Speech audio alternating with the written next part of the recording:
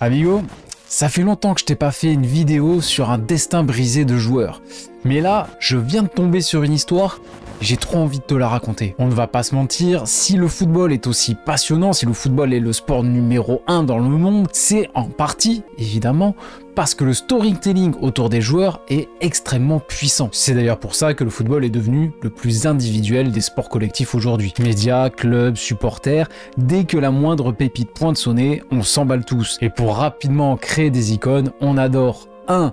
Coller de nouvelles étiquettes et 2. Faire des comparaisons qui n'ont aucun sens. Et tu peux carrément faire les deux en même temps, c'est d'ailleurs le plus classique, en annonçant le nouveau machin, le nouveau Ronaldo, le nouveau Zidane, le nouveau Messi, et ça floppe quasiment à chaque fois. Mais c'est pas pour autant que cette mode est dépassée pour autant. Par contre, elle a bien dépassé nos frontières, parce qu'au Japon aussi, ils aiment bien faire ça, et il y a un joueur qui en a particulièrement fait les frais, Ryo Miyaichi, le nouveau Messi et le nouveau Ronaldinho. Rien que ça.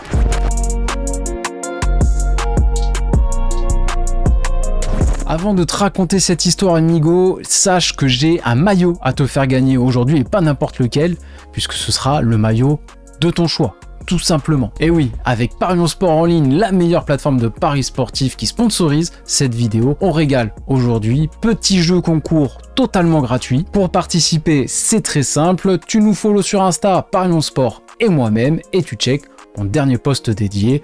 Ne t'inquiète pas, je t'ai mis un petit lien dans la description. Tu as un petit peu plus d'une semaine pour participer et je donnerai le gagnant par tirage au sort dans ma vidéo dans 2 semaines. Avant de terminer, je précise bien que ce jeu concours est strictement, je dis bien strictement réservé aux majeurs, comme les paris sportifs en général d'ailleurs. Donc si vous êtes majeur, n'oubliez pas, le pari sportif c'est un petit plaisir, c'est un petit loisir, mais on joue toujours de manière raisonnable. On ne met pas de l'argent qu'on ne peut pas se permettre de perdre, par exemple.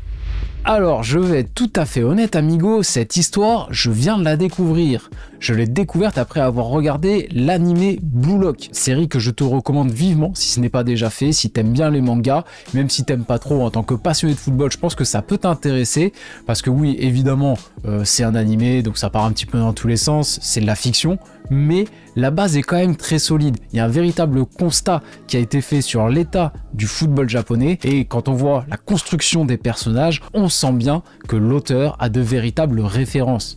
Il s'y connaît en ballon. Je t'en parle 2 minutes, mais t'inquiète pas, ça a un rapport avec le sujet. Le héros, par exemple, Isagi, joueur a priori banal, sans grande technique, mais qui compense par son exceptionnel sens du jeu, du placement et de la finition. Bon, quand j'ai appris que ce joueur était une référence directe à Pippo Inzaghi, j'ai pas été surpris. Ça colle parfaitement. Tu as aussi Bachira, gros joueur, gros dribbleur qui joue uniquement pour le plaisir. Bon, bah ça c'est une référence à Ronaldinho. Là aussi, ça colle. Ballot, monstre physique, énorme travailleur, très bon dribbleur également, mais beaucoup trop perso. Bon, j'ai pensé à Cristiano, c'était Balotelli. Il s'est un peu foiré là quand même. Balotelli, énorme travailleur, bonne blague. Très bonne blague là quand même. Bref, je vais pas tous te les faire, je vais t'en parler d'un dernier qui s'appelle Chigiri, un jeune joueur extrêmement doué avec une énorme pointe de vitesse mais qui a perdu toute envie de jouer au football, qui est comme paralysé à chaque fois qu'il rentre sur un terrain. Bon, vu les références de l'auteur, même si le Chigiri en question ne joue pas au golf, je me suis dit ça doit être Gareth Bale. Eh ben pas du tout. Pour une fois dans le manga, le personnage ne fait pas référence à un grand joueur d'un championnat européen, mais à un joueur japonais. Et sans suspense, c'est bien ce fameux Ryo Miyaichi qui en est à l'origine. Un petit crack japonais repéré par Arsène Wenger à l'époque, dont je n'avais absolument jamais entendu parler, je dois bien l'admettre. Pourtant, le gamin était tellement doué qu'il a réussi à obtenir un essai à Arsenal à peine sorti de l'école. Bon, on précise quand même, il n'y a pas de véritable centre de formation au Japon. Avant de jouer en J-League, les joueurs sortent du système universitaire. Hiver 2011, il signe donc professionnel après son essai réussi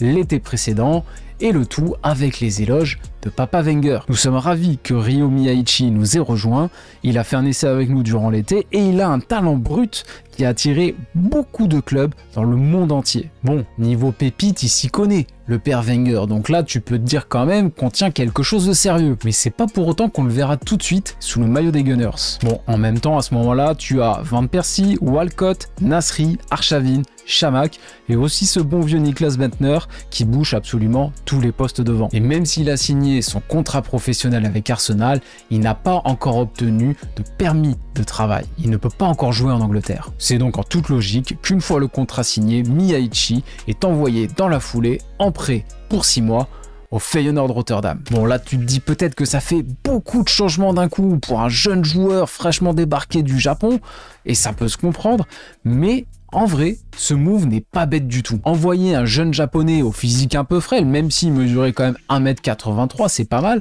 mais ses qualités physiques naturelles ne semblaient pas non plus très évidentes, il n'a pas l'air encore très développé à ce moment-là. L'envoyer s'aguerrir dans le championnat néerlandais, dans un très grand club néerlandais, dans une équipe qui va dominer une grande partie de ses adversaires, dans un championnat moins physique que la Première Ligue, dans un championnat où on est très porté sur l'offensive, où il y a pas mal d'espace, ça fait complètement du sens. Et d'ailleurs, c'est en toute logique que ça va très bien fonctionner. Aux Pays-Bas, on découvre un ailier très technique, très rapide, qui fait des ravages sur les côtés avec sa vitesse, crochet court, passement de jambes, il veut absolument dribbler tout le monde, ça reste un gamin, mais il ne néglige pas totalement le collectif, et aussi, on le voit défendre, il fait les efforts. Et en plus de ça, il montre beaucoup de personnalité, il est très sérieux, il est très ambitieux, et dès son premier match, certes, il ne marque pas, il n'est pas décisif, mais il est tout de même élu MVP de la rencontre. Tranquille. À ce moment-là, tout le monde est sous le charme aux Pays-Bas, et comme d'habitude, à ce moment-là, tout le monde s'emballe, et les premières comparaisons foireuses arrivent. Bon, le grand classique, certains commencent à dire que c'est le Messi japonais, le nouveau Messi, comme on l'a fait pour Takefusa Kubo il y a quelques années, comme on commence à le faire avec Mitoma, d'ailleurs, ça se répète à chaque fois. Et la presse néerlandaise va y aller franco, elle aussi. Elle n'hésite pas à affirmer que l'on tient là le nouveau Ronaldinho et va même le rebaptiser tout simplement Riodinho. En vrai, ça sonne bien. Petit flow quand même. Bref, à ce moment-là, tout se passe à merveille. Le prêt est réussi. Le retour à Arsenal se fait en grande pompe. Bon, évidemment, pas de quoi non plus lui garantir une place de titulaire de suite. Mais avec ses bonnes performances, il a pu obtenir un permis de travail. Il peut donc intégrer tranquillement l'équipe réserve. Tout se passe comme prévu pour Arsène Wenger, qui n'hésite pas à déjà lui donner un petit peu de temps de jeu également en équipe première. Il l'a même fait jouer titulaire lors d'un match amical face à une sélection All-Star de Malaisie. Bon, c'est peut-être pas le match le plus prestigieux, mais à cet âge-là, c'est quand même déjà pas mal. Il fait également partie de la liste des 23 pour un barrage de Ligue des Champions. Bon, là, il ne joue pas, mais déjà faire partie de ce groupe, c'est pas mal. Mais quelques semaines après, Wenger profite de la Coupe de la Ligue pour lui donner ses premières minutes en équipe première. Là, le projet Riodinho commence réellement à prendre forme, même si on y va progressivement. Mais premier pépin, une blessure va venir le contrarier quelques semaines après, va venir casser cette dynamique qui est en train de se mettre en place. Il va se blesser, pas non plus de manière extrêmement grave, mais il va être tenu éloigné des terrains pendant plus d'un mois. Et là, les premiers doutes vont commencer à s'installer dans la tête de Wenger. Ce n'est qu'une blessure, certes, et ce n'est pas la plus lourde, mais là, on parle d'un joueur japonais. Quand on parle des joueurs japonais, la première préoccupation, c'est toujours le physique. Les clichés ont la vie dure. Mais en même temps, la question est légitime. Son corps va-t-il s'adapter aux exigences du très haut niveau? Va-t-il pouvoir répondre aux défis physiques imposés chaque semaine en Première Ligue? Et pour en avoir le cœur net, Wenger va de nouveau l'envoyer en prêt, mais cette fois en Angleterre, en Première Ligue, aux Bolton Wanderers. Wanderers? Quoi? Ne jugez pas mon accent s'il vous plaît. Amigo, on est à peu près à la moitié de la vidéo et je pense que c'est le moment de me donner les 150 000 abonnés.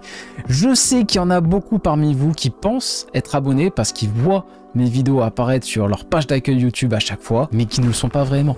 Prenez le temps, vérifiez et appuyez sur ce petit bouton rouge, appuyez même sur la petite cloche pour avoir les notifications, on sait jamais. Moi, ça m'aiderait beaucoup pour faire grandir cette chaîne. Et n'oubliez pas le petit pouce bleu pour le référencement, bien sûr. Et comme avec Feyenoord, ça commence très bien. Première titularisation, il marque et à la fin du mois, il est élu meilleur joueur du club. Mais après ce bon mois de février, ça commence un petit peu à se tasser. Il perd peu à peu sa place de titulaire, même si au global, l'expérience est très bonne. L'entraîneur de Bolton le dira lui-même à la fin de la saison s'il aurait adoré pouvoir le garder une saison de plus.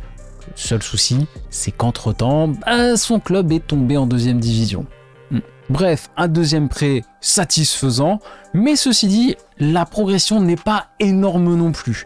Le joueur n'est pas très efficace, il se fait quand même pas mal bouger encore dans les duels, il y a besoin d'engranger un petit peu plus de matchs que ça pour réellement être perçu par Wenger comme une option valable en équipe première. Du coup, Wenger va partir sur un nouveau prêt. Cette fois, il envoie notre petit Ronaldinho en prêt à Wigan, toujours en première ligue, pour qu'il puisse continuer son apprentissage du très haut niveau. Et clairement, c'est là que le calvaire commence pour Miyaichi. Déjà, première surprise, malgré la hype autour de ce joueur qui est encore présente à ce moment-là de sa carrière, l'entraîneur de Wigan ne compte pas réellement sur lui. Il n'est même pas toujours convoqué au match et quand il est à chaque fois sur le banc et se contente de quelques miettes en fin de match. Pas top pour la progression et pour la confiance d'un joueur de 20 ans. À cet âge-là, tu dois engranger des matchs. Tu ne peux pas te contenter de jouer les bouches-trous. Tu ne peux pas compter de quelques minutes par-ci par-là. Sinon, il ne pourra jamais s'adapter à ce défi physique, il ne pourra jamais attraper le rythme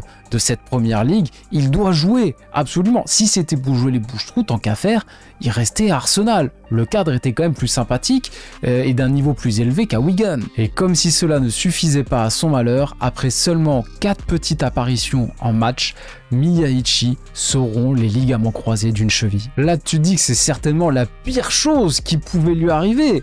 Et tu as tout à fait raison de le penser. Mais non, c'est pas le pire. Après plusieurs longs mois de blessures, il revient sur les terrains à temps pour jouer un petit peu avant la fin de la saison. Et le 9 mars, après seulement 45 minutes de jeu sur le terrain et après un tacle assassin de l'ancien Lillois Kevin Miralas, il se refait les croisés. Là, franchement, c'est le coup de grâce. Là, on peut vraiment pas faire pire. On n'a jamais vu autant de malchance pour un si jeune joueur dans un si court laps de temps. C'est trop. Et cette rechute-là, c'est vraiment ce qui va le faire sombrer. Et on est obligé de le comprendre. Parce que non seulement avec cette nouvelle blessure, il est touché physiquement pour un long moment, mais en plus de ça, il est touché mentalement. Comment tu peux ne pas avoir peur de retourner sur un terrain après 2 aussi lourdes blessures? C'est trop mentalement. Bref, une fois le diagnostic tombé, Arsenal le rapatrie pour s'en occuper et Miyaichi, lui, sera forcé de regarder ses coéquipiers remporter la FA Cup devant la télé. Clairement, on est sur une saison noire pour Miyaichi et on se dit que la suivante ne peut pas être pire. Pour la suivante d'ailleurs, à Arsenal, on y croit encore, mais pas de prêt. Cette fois, on change de méthode. La situation est extrêmement compliquée, mais on a encore envie d'y croire du côté d'Arsenal. T'as même Theo Walcott dans une interview qui te dit qu'un joueur comme Miyaichi aurait tellement sa place en équipe première et qu'il y a déjà des défenseurs latéraux de première ligue qui font des cauchemars de lui. Donc vraiment, tout le monde est encore dithyrambique sur lui. On a encore l'espoir, mais clairement, le challenge est là.